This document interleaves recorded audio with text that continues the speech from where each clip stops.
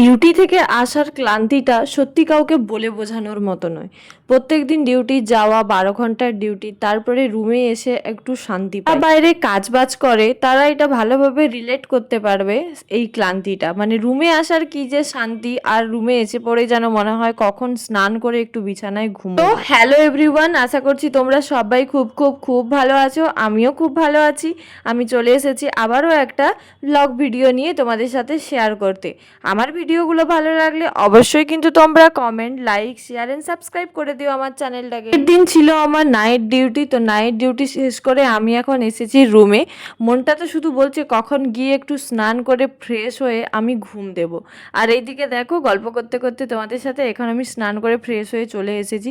যেহেতু এখনও না হালকা মতো আমাকে ঠান্ডা লাগে, মানে গরম তো দিনের বেলা প্রচণ্ড লাগে, কিন্তু তখন আমি এসেছিলাম বাজে 8:30 মতো। তো আমি তখন ভাবলাম স্নান করে একটু মুখে লাগাই, কারণ মুখটা প্রচণ্ড রাফ লাগছিল। তো সেই জন্য কত আছেই ছাদে জামা কাপড় মিলতে যাওয়া, আর তারপরে এসে একটু শুতে পাবো। একটা কথা কি জানো তো বন্ধুরা, আমি সবসময় ভাবি আমার মাকে দেখে যে আমি তো তবু 12 ঘন্টা ডিউটির পরে এখানে এসে একটু রেস্ট পাই, শান্তিতে শুতে পাই, কিন্তু আমার মা সে সারাটাক্ষণ, সারা বছর, সারা দিন একই রকমভাবে কাজ করে যায়, মাত্র রাতের বেলা ঘুমোতে। তবে হ্যাঁ, শুধু আমার মা নয়, এরকম অনেকের মা আছে। আর গ্রামে ঘরে তো এটা বেশি দেখা যায়, দুপুরবেলা কোনো কোনো বউরা ঘুমোতেই পায় না।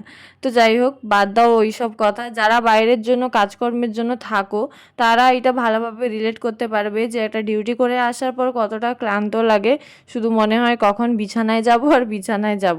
খাওয়া দাওয়া এগুলো সবই প্রায় বলতে গেলে অনেকে ভুলেও যায়। আর এই সব ক্লান্তি শেষে না একদমই ইচ্ছে করে না কোনো ভিডিও বানাতে বা কিছু, তাও শুধুমাত্র করি একটা ভালো লাগার কাজ বলে, তাই জন্য। আর এই প্রফেশনে আসার পর তো চুলের অবস্থা প্রায় গেছে, চুল ছাড়া তো ভুলেই গেছি। শুধু কোনো ওকেশান বা এই রুমেই থাকলে চুলটা খোলা রাখি, না হলে তো চুল বেঁধেই রাখতে হয় সারাক্ষণ।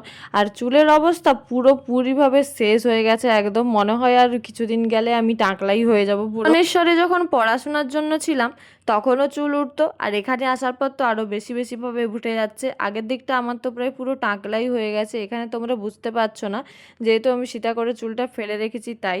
বাট আগের দিকটা দেখলে, মানে তো দেখালে তোমাদেরকে বুঝতে পারবে আমার কেমনভাবে চুলটা উঠেছে। আর এই চুলের সমস্যা আমাদের মেয়েদের তো সবার, কারোর মানে থাকছে, কারোর উঠছে, যতটুকু আছে সেটাও উঠে যাচ্ছে, এরকম তো প্রায়ই হচ্ছে। আর এই ডিউটি থেকে আসার পর যদি সব থেকে বেশি কাউকে মিস করি সেটা হলো মা। মা হলে হয়তো এত কিছু করতেই হতো না, জামা ধোয়া সেটাও হয়তো করতে হতো না। মা বলতো তুই রেখে দে, ঘুমোবি যা, আমি করে নিচ্ছি। এখানে এখন আমি বিছানাটা গুছিয়ে নিচ্ছিলাম, মানে একটু নোংরা হয়ে গেছিলো, তো বিছানাটা ঝেড়ে নিচ্ছি, কারণ এখানে তো আমাকে ঘুমোতে হবে। তারপরে এখন আমি চলে যাব সোজা ছাদে।